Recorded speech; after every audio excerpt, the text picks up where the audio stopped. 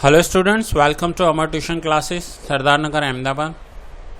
आज मैं आपको 12th स्टैंडर्ड के इकोनॉमिक्स में जो हमारा फर्स्ट चैप्टर चल रहा है उसका लेक्चर नंबर 3 ले रहा हूँ।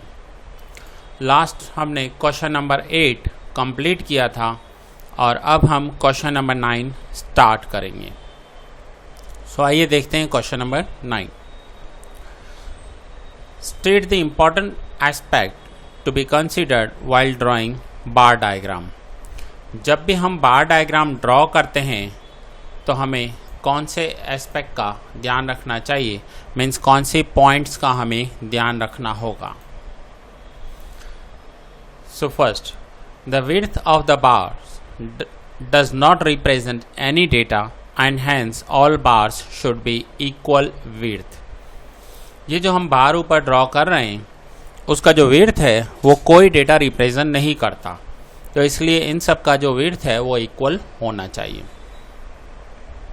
The length of the respective bars should be proportional to the value of the variable which they represent. जो इनका लेंथ होगा वो उसकी वैल्यू के अकॉर्डिंग होगा और इसका लेंथ ही इसकी वैल्यू को रिप्रेजेंट करता है, सो वो एक एप्रोप्रिएट वैल्यू होनी चाहिए। The distance between all the bars should be equal। हर एक बार के बीच में जो डिस्टेंस होगा वो इक्वल डिस्टेंस होगा, इक्वल डिस्टेंस पर बनाए जाएंगे। And that should also be maintained between the first bar and the origin. और यही डिस्टेंस, ये जो ओरिजिन लाइन होती है और ये जो फर्स्ट बार होता है, इसके बीच में भी मेंटेन किया जाना चाहिए। मीन्स ये जो हम फर्स्ट बार बनाएंगे, जहाँ पर आपको मेरा कर्सर दिखाई दे रहा है, वो फर्स्ट बार एक्स एक्सिस को बिल्कुल लगकर टच करते हुए नहीं बनाना है, हमें उसे अलग गैप देकर बनाना है। और जो गैप हम फर्स्ट बार और वाई एक्सिस के बीच में रख रहे हैं वही गैप हर एक बार के बीच में मेंटेन करना है। All bar rest on the same line called the base which usually coincides with the x axis. जो सारे बार होते हैं वो एक ही बेस पर बने होते हैं और वो जो बेस होता है वो एक्स एक्सिस पर होता है। In today's time the help of computer technology horizontal bars are also drawn instead of vertical bars. Computer technology का यूज़ कर हम हॉरिजॉन्टल एंड वर्टिकल दोनों बार्स बना सकते हैं। ये बार्स ऑन एक्स एक्सिस हैं, वो बार ऑन वाई एक्सिस बनेंगे from left to right. All vertical bars should be arranged from left to right in order of the data series. Therefore the bar representing the first data in the series is drawn first near the point of origin. So जो सारे data होते हैं वो left to right होते हैं और जो first data होता है वो ओरिजिन के नज़दीक होता है। जैसे यहाँ देखिए आप, जनवरी फरवरी का डेटा ओरिजिन के नज़दीक है, मार्च अप्रैल का उससे दूर है। सो जो फर्स्ट डेटा होगा वो ओरिजिन के बिल्कुल नज़दीक होगा। सो ये था हमारा क्वेश्चन नंबर 9। नाउ आइए क्वेश्चन नंबर 10 समझते हैं। Question number 10, right short note on pi diagram. अब पाई डायग्राम कैसा होता है, तो ये देखिए, इस टाइप का एक पाई चार्ट बनाया जाता है जिसे पाई डायग्राम बोलते हैं। ये आप 11th स्टैंडर्ड में सीख कर आए हो। यहाँ पर अलग अलग डिग्रीज बनाई जाती हैं और उन डिग्रीज में वो वैल्यू रखी जाती है। सो इसे पाई डायग्राम बोलते हैं। 11th में इसके सम्स भी किए हैं आपने स्टैटिस्टिक्स में। Division of a circle in degrees represent a pi diagram. हम सर्कल को इन डिग्रीज डिवाइड कर देते हैं और उसे पाई डायग्राम कहा जाता है। If an entire circle is considered as universal set of an entire data and the different components of this data are represented by dividing the circle in degrees proportional to the data, then pie diagram is obtained. Entire circle को universal set कहा जाता है, means पूरा data हमें उस circle के अंदर draw करना होता है और उस पूरे सर्कल को ड्रॉ कर हम पूरा डेटा रिप्रेजेंट करते हैं। उस सर्कल को हम डिवाइड कर देते हैं। डिवाइडिंग द सर्कल, सर्कल को डिवाइड किया जाता है उसकी वैल्यू के according. Pi diagram is drawn for the similar type of data for which a bar diagram can be drawn.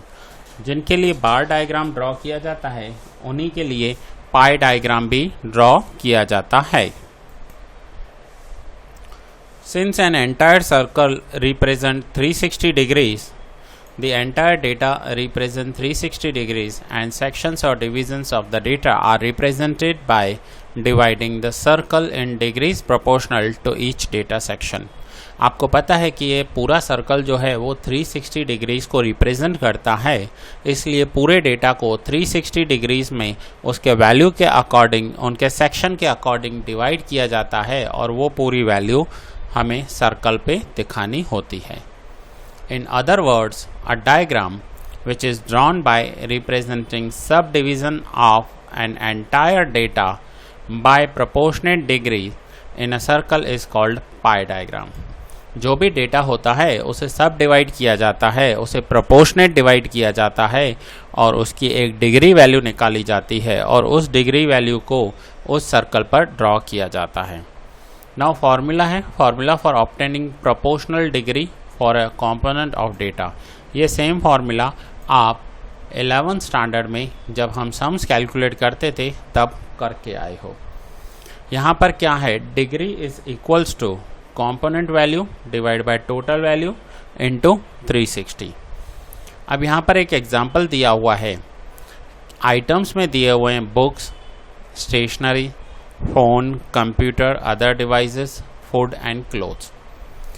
Percentage of money spent में दिया हुआ है कि कोई फैमिली 20% बुक पर स्पेंड कर रही है, 5% stationery, 30% phone, computer and devices, 30% food and 15% cloth. अब अगर इसका मुझे पाई चार्ट बनाना होगा तो पहले कैलकुलेशन ऑफ डिग्री करना होगा। कैलकुलेशन ऑफ डिग्री कैसे करेंगे, तो फॉर्मूला है component value divide by total value into 360। तो यहाँ पर देखो मैंने फर्स्ट में किया है component value 20 divide by total value 100 into 360, तो ये वैल्यू आ गया 72 degree, then 18 degree, 108 degree and 54 degree. तो ये जो वैल्यूज़ आ गए ये वैल्यूज़ इन डिग्री हैं। अब इन डिग्रीज़ को 72, 18, 108, 54, 360 इनका हम एक पाई चार्ट बनाएंगे। अब यहाँ पर देखिए फर्स्ट दिया हुआ है बुक्स 72। अब बुक्स को इन्होंने क्या किया है, इस लाइन से रिप्रेजेंट किया है, तो ये इसके बुक्स हैं।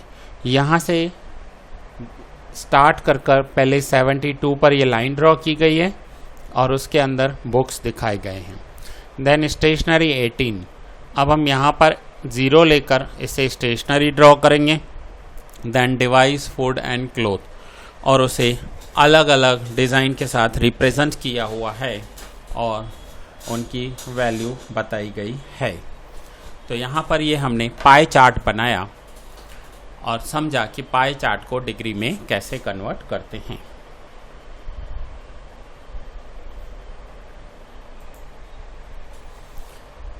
Now question number 11. State aspects that need to be considered while drawing a pie diagram. Pi diagram draw करते वक्त हमें कौन से पॉइंट्स को ध्यान में रखना होगा। So answer, aspect to be considered while drawing a pie diagram. First, 360 degrees make a circle. 360 degrees का एक सर्कल होता है। Degrees for subdivision are called in proportion to the value of the variable for that divisions, and the sum total of degrees of all such subdivisions must be 360.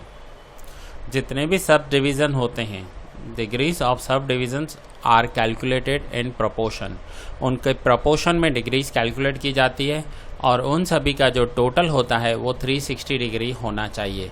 यहाँ पर देखिए जो हमने ऊपर ड्रॉ किया था, इसका जो टोटल होगा इन degrees 72 plus 18 plus 108 plus 108 plus 54 इन सब का जो टोटल होगा वो 10 वो 360 डिग्री होगा। If relevant data is to be compared across regions or time periods, the two pie diagrams can be drawn side by side.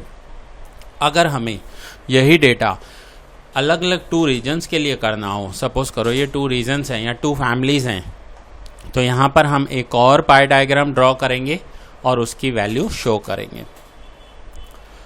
For a data set with a smaller total value, a circle with smaller dimensions is drawn, and for a data set with larger total value, a circle with bigger dimension is drawn.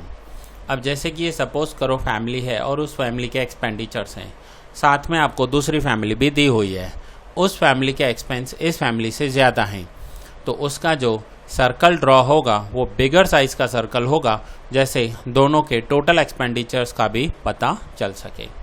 ये सारे points आप 11th में sums में करके आए हो, ठीक है। Now next question number 13, state the types of graphs. First, time series graph. Second, graph for continuous frequency distribution, जिसमें histogram, frequency polygon, frequency curve and cumulative frequency polygon होता है। फिर से बता रहा हूँ वंस अगेन, ये सारे पॉइंट्स भी आप करके आए हो, 11th में कर आए हो, इनके सम्स किए थे आपने। And logarithm graph, logarithmic graph, हाँ ये आपके लिए न्यू हो सकता है, ठीक है। चलिए नाउ क्वेश्चन नंबर 13 देखते हैं। Explain time series graph in short. Now time series graph क्या होता है वो आपको एक्सप्लेन करना है इन शॉर्ट नोट में एक्सप्लेन करना है। मीन्स आपको ये 1 या 2 मार्क में, ज़्यादा से ज़्यादा 2 मार्क्स में पूछा जाएगा। इन अ ट्रेड साइकिल और in cycles of economic activities, short term and long term irregular और regular changes are observed. Economics में शॉर्ट टर्म या लॉन्ग टर्म में कुछ रेगुलर या इरेगुलर चेंजेस होते रहते हैं, वो ऑब्जर्व किए गए हैं।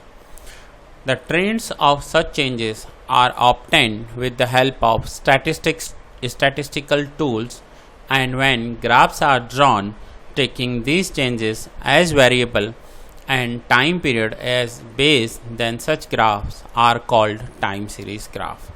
जब भी ऐसे ट्रेंड बताए जाते हैं या ऐसी चेंजेस बताई जाती हैं स्टैटिस्टिकल टूल्स की हेल्प से, when graphs are drawn taking this changes, इन चेंजेस को ध्यान में रखते हुए जब ग्राफ बनाए जाते हैं, वेरिएबल भी कंसीडर किए जाते हैं एंड टाइम पीरियड भी कंसीडर किया जाता है एज अ बेस, टाइम पीरियड को एज अ बेस कंसीडर करते हैं। सो उन ग्राफ्स को टाइम सीरीज ग्राफ कहा जाता है।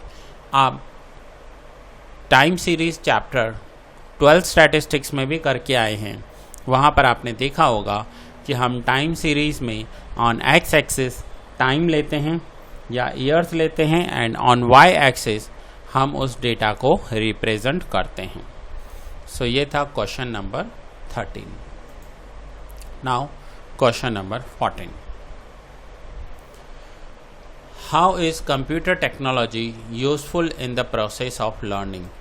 Computer technology in the process of learning कैसे यूज़फुल है आज के टाइम पे, तो मैं आपको क्या बताऊं, जो आप लेक्चर्स देख रहे हो वो भी कंप्यूटर टेक्नोलॉजी की हेल्प से देख रहे हो, चाहे वो आप अपने लैपटॉप पर देखो, कंप्यूटर पर देखो, या मैं जहां पर बना रहा हूं मैं कंप्यूटर टेक्नोलॉजी का यूज़ कर रहा हूं। सो कंप्यूटर टेक्नोलॉजी क्या है, ये एक इलेक्ट्रॉनिक मेथड है जिसमें मैं आपको लेक्चर्स बनाऊंगा और वो आपको डिजिटल लेक्चर्स, हम यहाँ पर फिजिकल लेक्चर्स नहीं ले रहे हैं, ये आपको डिजिटल टेक्नोलॉजी का यूज़ कर मैं आपको लेक्चर्स भेज रहा हूँ। आंसर देखते हैं। We are living in an age of digital technology. हम डिजिटल टेक्नोलॉजी की एज में हैं अभी, and we use this technology in our daily lives. We use digital technology to stay connected with friends and relatives to watch movies, listen music, navigate our way while driving on unknown roads, to order purchase goods, to pay our bills, to buy tickets and for many more purpose. हम इस digital technology का use क्यों करते हैं, यहाँ पर देखिए कितना अच्छे से एक्सप्लेन किया हुआ है कि हम ये मूवीज़ देखने के लिए यूज़ करते हैं, म्यूज़िक सुनने के लिए। अगर हम अननोन रोड्स पर हैं तो हम उन रोड्स को नेविगेट करते हैं। आप जब अननोन रोड पर होते हो तो आप मैप यूज़ करते हो। गुड्स परचेज करने के लिए, अपने बिल्स पे करने के लिए, टिकट्स बाय करने के लिए, एंड सबसे बेस्ट आप यूज़ करते हो stay connected with friends. Best क्या, हद से ज़्यादा ही यूज़ करते हो व्हाट्सएप का, स्टे कनेक्टेड विथ फ्रेंड्स। अपने फ्रेंड्स से कनेक्टेड रहने के लिए आप व्हाट्सएप का यूज़ करते हो, ठीक है। सो ये डिजिटली आप डिजिटल टेक्नोलॉजी की वजह से यूज़ कर पाते हो। This technology is also use for education. ये टेक्नोलॉजी एजुकेशन के लिए भी यूज़ हो रही है। Economics is an art and science which involves every day as the behavior of human beings. Hence, people in ordinary business of life as well as experts have to update themselves by the day and technology helps to cope up. Economics ये एक art है, ये एक science है। सो जो भी experts इसे represent करते हैं उन्हें आज की टेक्नोलॉजी के साथ अपडेट रहना पड़ता है डे टू डे, और वो उन्हें हेल्प करती है ये सब करने में। Different types of digital tools frequently use in the study of economics are explained below. अलग अलग डिजिटल टूल्स यूज़ किए जाते हैं इकोनॉमिक्स की स्टडी के लिए, और वो कौन कौन से हैं देखिए। First is computer technology and second is internet technology. अब ये पॉइंट्स ऐसे हैं कि अगर मैं आपको डायरेक्ट सिर्फ हेड पॉइंट्स भी एक्सप्लेन कर दूं तो भी आपको समझ में आ जाएगा। Computer technology. Now computer technology का कैसे यूज़ होता है। A student of economics is aware of the word computer. आप इस वर्ड से अवेयर होंगे, मीन्स आपको पता होगा इस वर्ड की मीनिंग क्या है। We may have used a computer frequently in our school and some of us might also be having a computer at home. हमने स्कूल में कंप्यूटर यूज़ किया है और कुछ स्टूडेंट्स ऐसे होंगे जिन्हें अपने घर पर भी कंप्यूटर होगा। Today even smartphone performs several functions of computer. We can use various programs of a computer technology in our study. अभी के जो स्मार्टफोन्स हैं उसमें बहुत सारे फंक्शंस ऐसे हैं जो कंप्यूटर के हैं। For example presentation, that means जब आप पीपीटी बनाते हैं, पावर पॉइंट के स्लाइड्स बनाते हैं, वो आप मोबाइल में भी यूज़ कर सकते हैं। वर्कशीट जो आप एक्सेल में बनाते हैं, डायग्राम एंड ग्राफ्स, स्टोरेज, सबसे ज़्यादा स्टोरेज आपको मिलता है आजकल के मोबाइल्स में। कितना सारा स्टोरेज आता है, तो आप सोचिए कि इतना सारा स्टोरेज 128 GB, 256 GB, 64 GB, इतना सारा स्टोरेज आता है आज के फ़ोन्स में। बहुत बड़ी बात है। अगर आज से 10 साल पहले, 20 साल पहले देखो तो कंप्यूटर में भी इतना स्टोरेज नहीं होता था, वो आज आपको मोबाइल में मिल रहा है। Now first is presentation.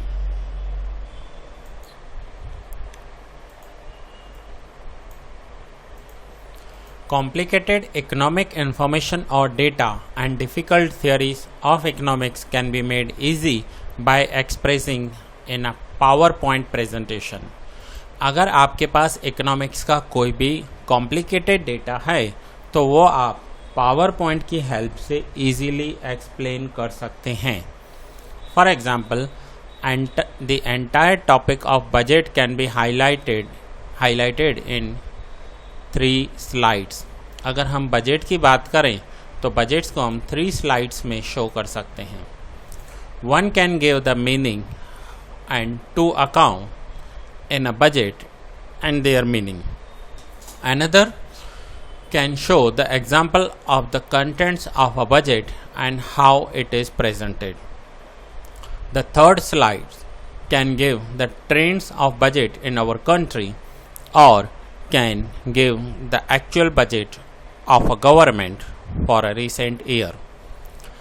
So now presentation से अगर हमें 3 स्लाइड्स में बजट दिखानी हो तो हम पहले मीनिंग दिखाएंगे, फिर हम उसका कंटेंट दिखाएंगे एंड फाइनली हमारी कंट्री में उसका ट्रेंड क्या है हम वो दिखाएंगे. तो ऐसे किसी भी कॉम्प्लिकेटेड डेटा को हम इजीली रिप्रेजेंट कर सकते हैं with the help of presentation, means PowerPoint slides. Second, Excel worksheet. अब MS ऑफिस में आपने वर्कशीट्स तो की होंगी, एक्सेल वर्कशीट्स, माइक्रोसॉफ्ट एक्सेल. सुन, economics deals with lots of data. Economics में हमें लॉट्स ऑफ डेटा से डील करना होता है, मीन्स प्रेजेंट करना होता है. Research sometime deal with data in thousands of observations. जो रिसर्चर्स होते हैं वो थाउजेंड्स ऑफ ऑब्जर्वेशन से निकलते हैं. अगर मैं आपसे बोलूं कि पूरी इंडिया का पॉपुलेशन 130 करोड़ है, लेकिन उस 130 करोड़ पॉपुलेशन में कुछ मेल हैं, कुछ फीमेल हैं, फिर मेल फीमेल में कुछ वेजिटेरियन हैं, कुछ नॉन वेजिटेरियन हैं, फिर उसमें कुछ लिटरेट हैं, कुछ इलिटरेट हैं, तो देखो डेटा कितना बड़ा हो जाएगा वो. ऐसी कंडीशन में रिसर्चर्स एक्सेल का यूज़ करते हैं.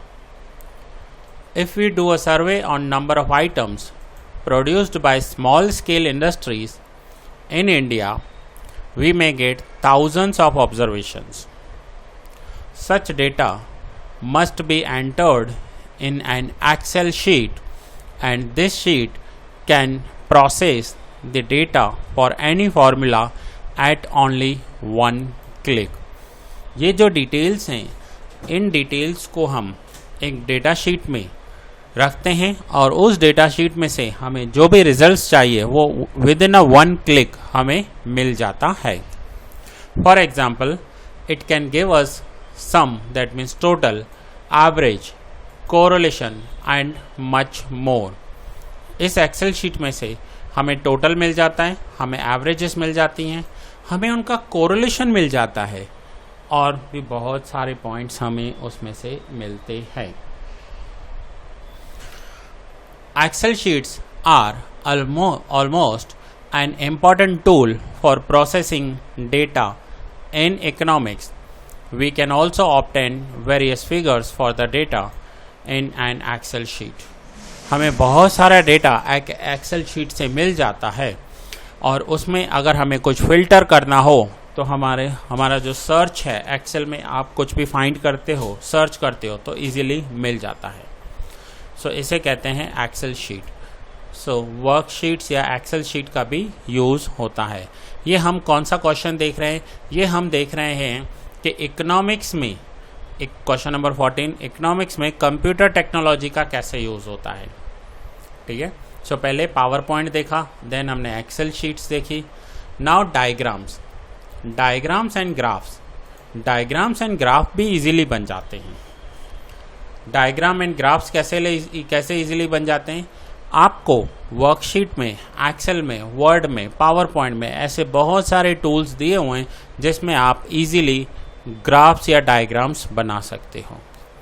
There are several programs in computer which help us to draw diagram and graphs. अलग से सॉफ्टवेयर्स भी आते हैं जो इकोनॉमिक्स में यूज़ होते हैं.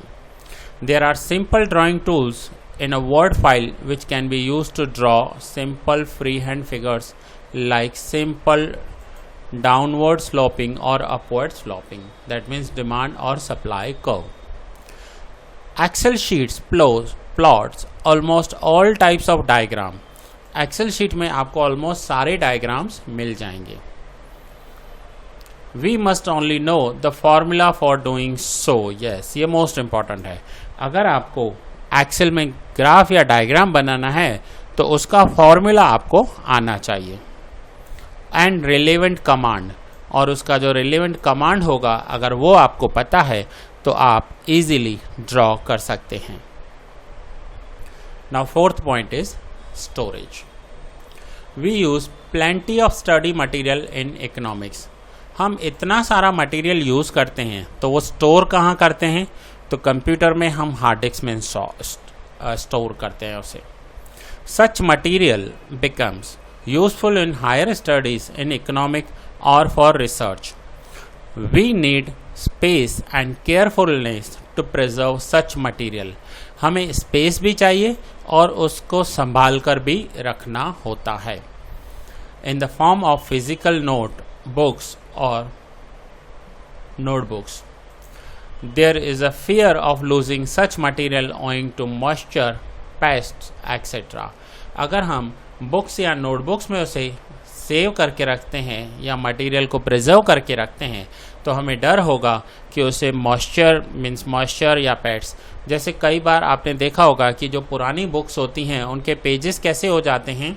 अगर आप न्यू नोटबुक का पेज देखो तो अलग दिखेगा या न्यू बुक का पेज देखो तो अलग दिखेगा, लेकिन आज आप कोई 50 साल पुराना बुक लेकर देखो तो आपने उसके पेजेस देखे होंगे. अगर वो संभाल कर रखी गई होगी तो अलग है, नहीं तो कीड़े जो होते हैं या मॉइस्चर जो होता है उन पेजेस को ख़राब कर देता है. बट जब हम ऐसा डेटा कंप्यूटर में स्टोर कर रखते हैं, कंप्यूटर के हार्ड डिस्क में स्टोर कर रखते हैं, तो हमें ऐसा कोई डर नहीं होता है. बस हमें उस हार्ड डिस्क को संभालना होता है. ऐसा ना हो कि वो हार्ड डिस्क लॉस्ट हो जाए, क्रैश हो जाए, कहीं गिर जाए, या किसी फॉर एग्जांपल बारिश बहुत हुई, पानी आ गया और हमारा पूरा ऑफिस जो है वो अंडरग्राउंड में था और पूरा अंडरग्राउंड पानी से भर गया. तो ऐसी कंडीशन में ये इलेक्ट्रॉनिक डिवाइसेस ख़राब हो जाते हैं, बाकी हमारा डेटा सेफ रहेगा. But we can preserve all such material in computer. Besides, it can be carried anywhere by transferring it in hard disk or pen drive. अगर आपको मैं अलग अलग 10 बुक्स दूं और उसे बोलूं कैरी करो तो बहुत डिफ़िकल्ट होगा, लेकिन वो 10 बुक्स मैं आपको PDF फॉर्म में पेन ड्राइव में दे दूं तो कैरी करना ईजी हो जाता है. By transferring it in email, Dropbox, Google Drive, DigiLocker, etc. हम DigiLocker का यूज़ करके या Google Drive का यूज़ कर डेटा को easily ट्रांसफ़र कर सकते हैं. We can access this material and read it in any part of the world. हम इस मटेरियल को एक्सेस कर सकते हैं और वर्ल्ड के किसी भी पार्ट में हम उसे यूज़ कर सकते हैं. Thus, study materials can be preserved with the help of computer technology. हम कंप्यूटर टेक्नोलॉजी का यूज़ कर स्टडी मटेरियल्स को बहुत अच्छे से प्रिजर्व कर सकते हैं. दैट मीन्स संभाल कर रख सकते हैं. 5th, statistical programmes like SPSS, ये सारे प्रोग्राम्स के नेम्स हैं, are developed to do almost all types of data processing for lakhs of observations in minutes by entering the right formula. अब ये सारे ऐसे फार्मूला हैं जो एक्सपर्ट्स यूज़ करते हैं और उसमें हम मिनट्स में डेटा को ऑब्जर्व कर सकते हैं. सिर्फ हमें एक फार्मूला डालनी होती है, एक राइट फार्मूला एंटर करनी होती है. Research institute by such programs, जो रिसर्च इंस्टीट्यूट्स होते हैं वो ऐसे प्रोग्राम्स को परचेज करते हैं. These are very expensive. ये जो सॉफ्टवेयर होते हैं बहुत ही एक्सपेंसिव होते हैं क्योंकि इन्हें बनाने के लिए बहुत मेहनत लगती है और एक्सपर्ट्स उसे बनाते हैं. हाउएवर सर्टेन सॉफ्टवेयर्स लाइक, अब ये कुछ सॉफ्टवेयर्स दिए हुए हैं जैसे टैली है, इजी ऑफिस है, can be obtain free of cost through the internet.